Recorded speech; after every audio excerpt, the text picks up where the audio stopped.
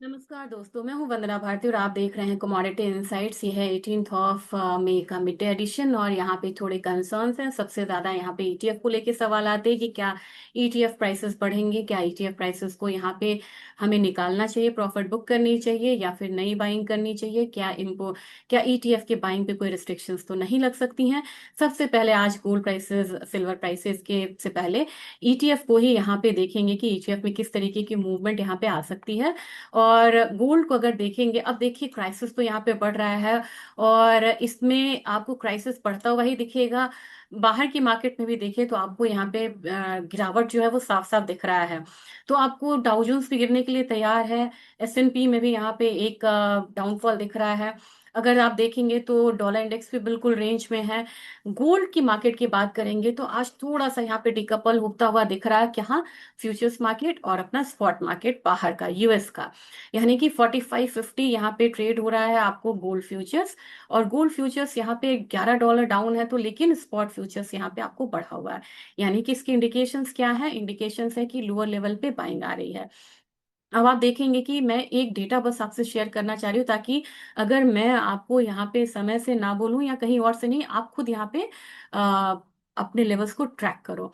अब क्या क्लोजिंग हुई थी? अगर हम सिल्वर गोल्ड की बात करें, गोल्ड की क्लोजिंग हुई थी 4562 के करीब। और $4562 से ऊपर अगर ये वीकली मैनेज कर लेता है तो एक थोड़ी सी मतलब बाइंग जो है वो गोल्ड में आ सकती है। और आपको अब समझ में आ रहा होगा कि गोल्ड की बाइंग जो है, अच्छी खासी बाइंग यहाँ से आई थी। आप इसे ये बुरा बाइंग नहीं कह सकते हैं। 4141 से हम लोगों ने कहाँ तक की बाइंग देखी थी? 4900 तक की, यानी कि 800 पॉइंट यहाँ पे गोल्ड ऊपर गया। 800 पॉइंट गोल्ड ऊपर गया तो फिर कितना आया आपको? ये करीब करीब 300 साढ़े 300 पॉइंट गिरा, फिर ये यहाँ पे ऊपर आया। कितना ऊपर आया? यहाँ पे 4500 से ये करीब करीब आया 4780 तक, यानी कि 250 पॉइंट से भी ज्यादा का एक अपसाइड दिखाया। मेरे ख्याल से ये एक रेंज है। अगर इसको यहाँ पे सस्टेन करता है तो बाइंग इमर्ज होके फिर से आती है, तो 4670 तक आपको आता हुआ गोल्ड दिख सकता है। एक बार फिर से क्लैरिटी के साथ बोलूंगी, 4562 को मेंटेन करता है तो 4672 तक आ सकता है। यानी कि मान के चलिए कि $120 का $110 का एक अपसाइड जो है दिखा सकता है। अब हम अपने बाजार की बात करेंगे। यहाँ पे रुपया काफी ज्यादा टूट चुका है, 96.3 तक यहाँ पे आ चुका है रुपया, और भी ज्यादा मतलब यहाँ पे टूटा है। तो अपना बाजार यहाँ पे गिरेगा नहीं, ये यहाँ पे थोड़ा सा प्रीमियम पे ट्रेड होगा। 1 लाख, मैंने 1,68,000 के करीब यहाँ पे बोला था कि सॉरी मतलब नीचे की तरफ 57,000 बोला था, वहां तक आ सकता है।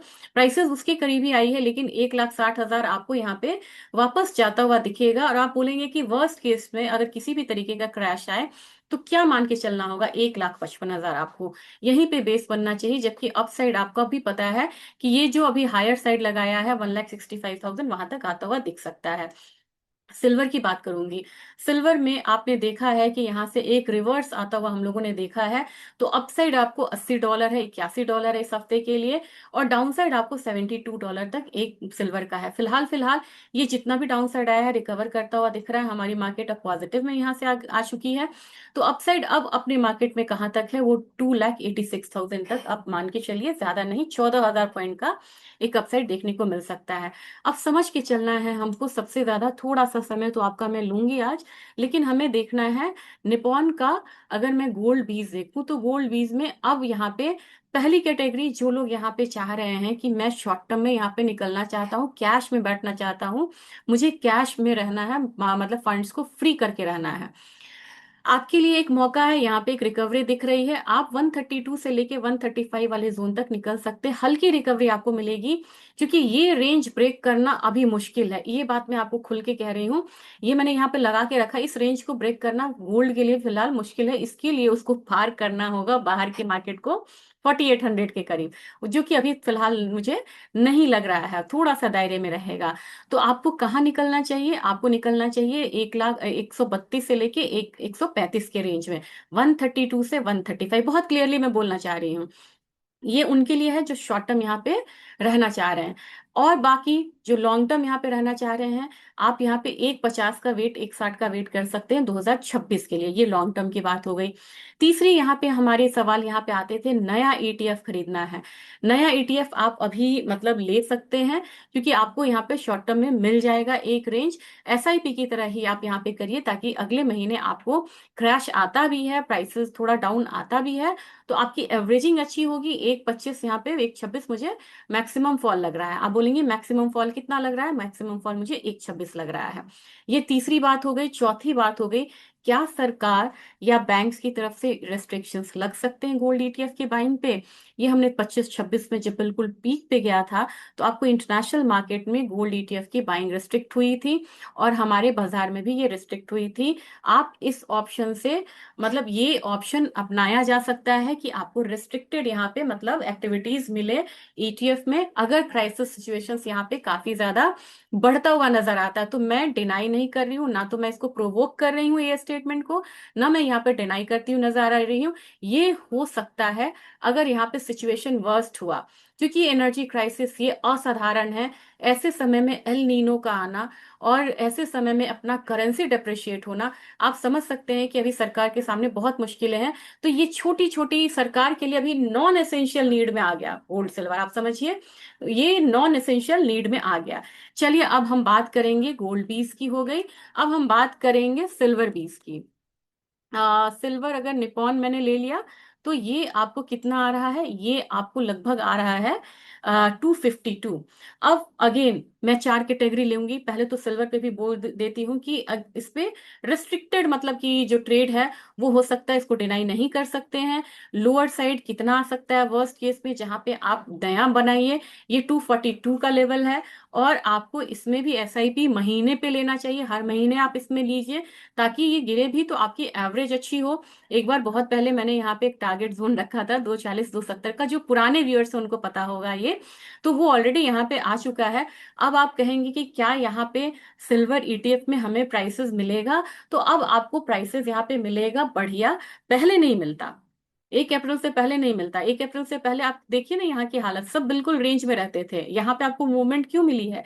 क्योंकि 1 अप्रैल से अब एमसीएक्स प्राइस को आप यहाँ पे देख रहे हैं। तो अब एमसीएक्स प्राइस को अब आप देख रहे हैं, तो एमसीएक्स प्राइसेस पे क्या क्या है? सिल्वर के इंपोर्ट रेस्ट्रिक्शंस का इम्पैक्ट आएगा, अपना आईएनआर यहाँ पे डेप्रिशिएट हो रहा है उसका इम्पैक्ट आएगा, अपने बाजार में इंपोर्ट रेस्ट्रिक्शंस है, तो ज्वेलर्स जब स्पॉट मार्केट में प्राइस बढ़ाएंगे तो उसका एमसीएक्स पे आएगा। तो तीन तरफ का जो प्रीमियम है वो कलेक्टिवली आपको दिख सकता है सिल्वर ईटीएफ में। तो सिल्वर ईटीएफ में अपसाइड मोमेंटम आपको जारी रहेगा, लेकिन बड़े सतर्क होकर ट्रेड करिए। अगर आपको कैश की रिक्वायरमेंट है तो आप यहाँ पे प्रॉफिट बुक कर सकते हैं। लेवल्स आपका हो सकता है 260-270 वाला जोन, जिनको बनाना है मतलब मंथली आप बेसिस पे बनाइए। 241 यहाँ पे बढ़िया लेवल है, कह नहीं सकते हैं कि अभी एकदम से आएगा, लेकिन अगर आता है तो वेल एंड गुड, आपको एक अच्छी वैल्यू बाइंग मिलेगी। जो लॉन्ग टर्म के लिए है, प्लीज मत सोचिए, आप आराम से अभी इसको साल 2 साल के लिए छोड़ दीजिए। अब ऑयल की बात करेंगे। ऑयल यहाँ पे बढ़ता हुआ नजर आ रहा है, थ्रेड्स बढ़ रहे हैं अगेन, ये आपको ये लेवल पे आ सकता है। डब्ल्यूटीआई की बात कर रही हूँ, $160 के करीब। हमारे बाजार में मैंने 10,500 से 11,000 तक का लेवल दिया। मुझे लग रहा है कि एटलीस्ट मुझे यहाँ पे लग रहा है 10,560 आ सकता है। ऑयल में आप लोगों ने कहा था कि हायर साइड से सेलिंग कर सकते हैं, प्लीज मत करिए। एक ट्रेड गवा दीजिए लेकिन मत करिए। एनजी बताना चाहूंगी, एनजी में अगर आप देखेंगे तो सीधा सीधा अगर हम मतलब यहाँ पे थोड़ा सा चले अपना ऑप्शन चेन के जरिए, ऑप्शन चेन हमें बहुत बढ़िया बताता है, तो ऑप्शन चेन के जरिए चलेंगे तो आपको $4 तक तो एनजी बता रहा है। यहाँ पे वॉल्यूम ओपन इंटरेस्ट दोनों है।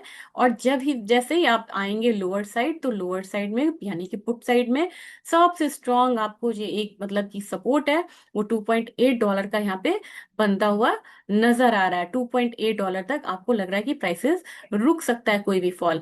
अब थोड़ा सा मेरे साथ टाइम दीजिए। पुट कॉल प्रीमियम रेशियो बता रहा है 0.6, यानी कि कॉल पे लोग ज्यादा खर्च कर रहे हैं एज कंपेयर टू पुट के प्रीमियम पे। पुट का प्रीमियम जो है कॉल के प्रीमियम से लगभग आधा ही मान के चलिए, यानी कि बाइंग साइड का इंडिकेशंस है। और यहाँ पे अगर आप देखेंगे कि ओपन इंटरेस्ट कितना बढ़ रहा है, तो कॉल का ओपन इंटरेस्ट ज्यादा बढ़ रहा है एज कंपेयर टू पुट की ओपन इंटरेस्ट से, मतलब ये भी एक बाइंग इंडिकेशंस दे रहा है। सिमिलरली अगर आप गोल्ड में ही जहाँ पे देखेंगे, सिर्फ यहाँ पे अगर हम रेशियो देखें ओपन कॉल्स का, ऑप्शन का। तो कॉल का जो प्रीमियम है वो हायर है, 0.55 है। जबकि ओपन इंटरेस्ट देखेंगे तो कॉल का ओपन इंटरेस्ट जो है पुट के ओपन इंटरेस्ट से ज्यादा बढ़ा हुआ है, 0.67 है। दोनों यहाँ पे हल्की रिकवरी का एक इंडिकेशंस देते हुए नजर आ रहे हैं। चलिए नेशनल गैस की बात अब हम अपने बाजार में करेंगे, क्योंकि मतलब तो मैं अपने बाजार से है। मैंने आपको 290 मॉर्निंग में कहा था, आ चुका है। जिनको निकलना है वो निकल जाइए, नहीं तो आप मेरे से कहेंगे कि लॉस हो गया। जिनको निकलना है वो निकलिए, लेकिन जिनको रहना है उनके लिए नेक्स्ट लेवल अब यहाँ पे बनेगा 305 का। यानी कि हम धीरे धीरे हम 300 वाले रेंज में जाते हुए देख सकते हैं। अगेन बहुत बड़ा डिस्क्लेमर नेशनल गैस में, मैं इसमें बहुत ज्यादा बुलिश नहीं हूं। मेरी तरफ से 326 मैंने आपको कहा था, ये एक बार नहीं आएगा। अब आप कहेंगे अगर मान लीजिए करेक्शन ले लिया यहाँ से, तो आप कहेंगे आपने बाय बोला करेक्शन आ गया। नहीं, आपको खुद ध्यान देना है। देखिए इतनी गैप अप ओपनिंग है यहाँ पे, ये थोड़ा करेक्शन तो लेगा ही लेगा। नेक्स्ट बाइंग आपको करेक्शन पे लेनी चाहिए। तो ये गैप को फिल करने भी ये नीचे यहाँ पे आ सकता है। चलिए एल्यूमिनियम, अब आपको स्ट्रेट ऑफ हॉर्मुज की जब परेशानी बढ़ रही है तो एल्यूमिनियम बढ़ता हुआ नजर आएगा।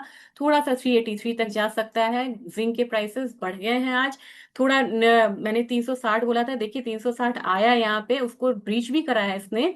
359 भी आया है, लेकिन अब यहाँ से एक रिकवरी इसको 370 तक ले जा सकती है। कॉपर में 1335, तो मैंने बहुत पहले बोला था 1335, तो ये आ चुका, मतलब लो लगा काफी नीचे 1325 का। कोई भी रिकवरी 1360 पे आके रुक जाएगी। जबकि निकल आपको 1840 पे जाके रुकता हुआ नजर आएगा। लेकिन अभी मतलब इस एक्सपोर्ट की मार झेल रहा है अपना स्पाइसेस काउंटर। स्पाइसेस काउंटर पे मुझे लग रहा है कि अगर मैं आपको वीकली दिखाऊं तो जीरा में अब एक जो वीकनेस है वो यहाँ पे बढ़ सकता है, क्योंकि इसने अपने रेंज को ब्रेक करा है। और रेंज को ब्रेक करा है तो ये वाला रेंज आपको आता हुआ दिख सकता है। ये कौन सा है? 18,500 वाला रेंज, यानी कि 1,000 पॉइंट की गिरावट मुझे लग रही है अब जीरे में। अगर टर्मरिक की बात की जाए तो टर्मरिक मुझे लग रहा है कि एक बार 15,000 वाले लेवल्स पे आ सकता है। धनिया की बात की जाए तो धनिया में भी अब हायर साइड से आपको एक बिकवाली नजर आ रही है। तो मुझे लग रहा है कि मेजर यहाँ पे 12,800 तक यहाँ पे धनिया भी यहाँ पे आ सकता है। जबकि गुआर सीड की बात करें तो गुआर सीड अब यहाँ पे थोड़ा रोरिंग लग रहा है, और मुझे लग रहा है कि ये 11,600 800 तक आता हुआ दिखेगा। जब ग्वारगम सॉरी, और ग्वारसीड भी यहाँ से अब आपको आ सकता है 5,900 के करीब। 5,900 नहीं, आप इसे इस बार 6,000 तक मान के चलिए कि अभी तेजी रहेगी ग्वार काउंटर में। जबकि कैस्टर आपको आ सकता है 6746 के करीब। कुकुट हम जाते जाते इसको जरूर लेंगे। कोकुड आपको आ गया ये वाला। तो कोकुड में भी वीकली पे मैं जानबूझ के आपको दिखा रही हूँ, ये अपना वीकली कैंडल है। 4 हफ्ते से हम लोग ने तेजी देखी है। अब ये तेजी आपको एटलीस्ट 3650 तक कोकुड में आता हुआ दिख सकती है। वीडियो लंबा हुआ इसके लिए सॉरी, लेकिन मुझे कमोडिटीज कवर करनी थी और मुझे ईटीएफ को भी कवर करना था, तो वीडियो लंबा हो गया। लेकिन आप हेडलाइंस पे जरूर ध्यान देते रहिएगा। मिलते हैं इवनिंग एडिशन में। Thank you.